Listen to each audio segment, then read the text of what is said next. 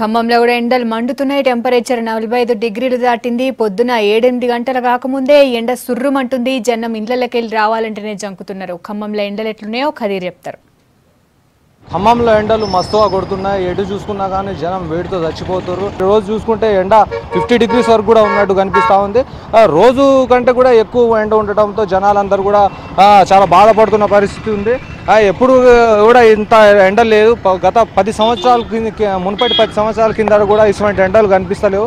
అయితే ఈసారి మాత్రం ఎండలు మస్తుగా కొట్టుడుతో జనాలు కూడా బయటికి రాలేని పరిస్థితి కనిపిస్తూ ఉంది. ఇప్పటి వరకు చిన్నపిల్లల్ని తీసుకొని ప్రయాణం చేయాలంటేనే చాలా ఇబ్బందులు పడుతున్నారు, తక్లీఫ్లు పడుతున్నారు. బయటికి రావాలంటే ప్రతి ఒక్కరు కూడా కచ్చిఫ్లు మూతులకు గుడ్డలు కట్టుకొని రావాల్సి వస్తుంది. 2 వీలర్లోకి వెళ్ళి బయటికి రావాలంటే కనుక వాళ్ళు బాగా పరేషాన్ అవ్వాల్సి వస్తుంది.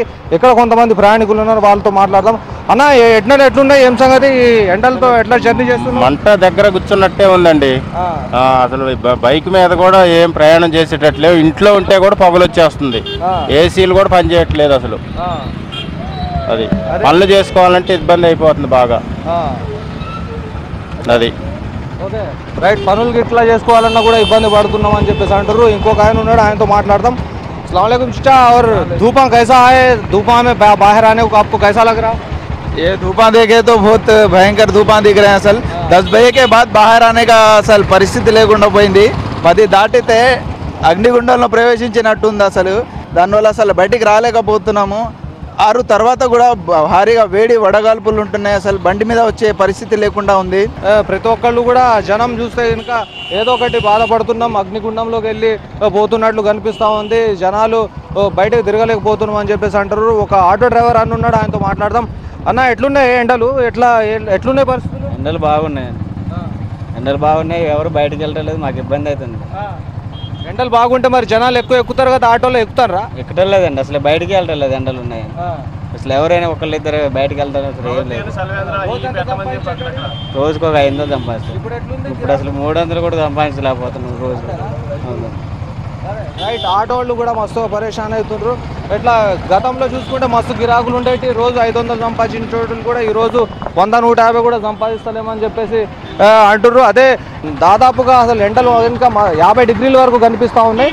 ఎండలు 4 రోజుల సంది చూసుకున్నట్లయితే మస్తు కొట్టుడుతో జనాలు ఎవరైతే బయటకు వస్తలేని పరిస్థితి అయితే ఉంది. ఇప్పటివరకు ఖమ్మం జిల్లాలో దాదాపుగా ఒక అందాజుగా చూసుకుంటే ఒక 50 మంది చచ్చిపోయినట్లు కూడా లెక్కలు అధికారికంగా చెప్తున్నారు.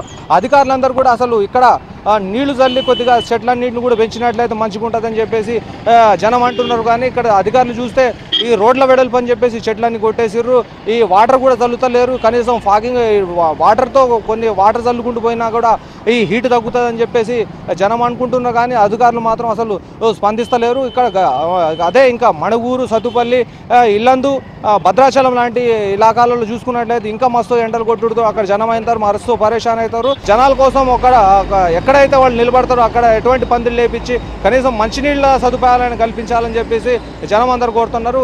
ఇది ఖమ్మం మరియు కొత్తగూడెం జిల్లాలో ఉన్న ఎండ పరిస్థితి. Over to Hyderabad studio.